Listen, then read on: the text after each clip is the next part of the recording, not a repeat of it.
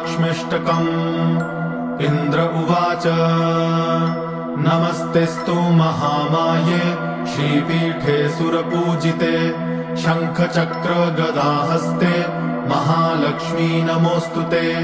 नमस्ते गरुडारूढे कोलासुरभयङ्करी सर्वपापहरे देवी महालक्ष्मी नमोऽस्तुते। सर्वज्ञे सर्ववरदे सर्वदुष्टभयङ्करी सर्वदुःखहरे देवी महालक्ष्मी नमोऽस्तुते। सिद्धिबुद्धिप्रदे देवी भुक्तिमुक्तिप्रदायिनी मन्त्रमूर्ते सदा देवी महालक्ष्मी नमोऽस्तुते। आद्यन्तरहिते देवी आद्यशक्ति महेश्वरी योगजे योगसम्भूते महालक्ष्मी नमोऽस्तुते।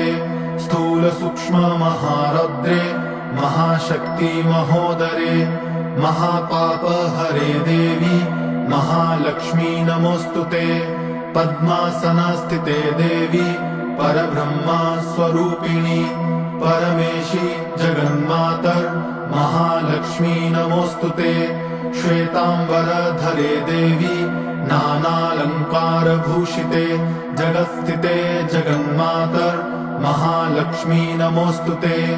महालक्ष्मीष्टकं स्तोत्रम् यः पठेत् भक्तिमान् नरः सर्वसिद्धिमवाप्नोति राज्यं प्राप्नोति सर्वदा।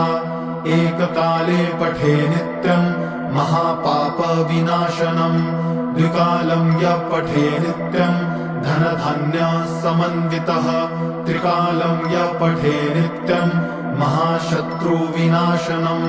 महालक्ष्मीर्भवे नित्यं प्रसन्ना वरदा शुभा।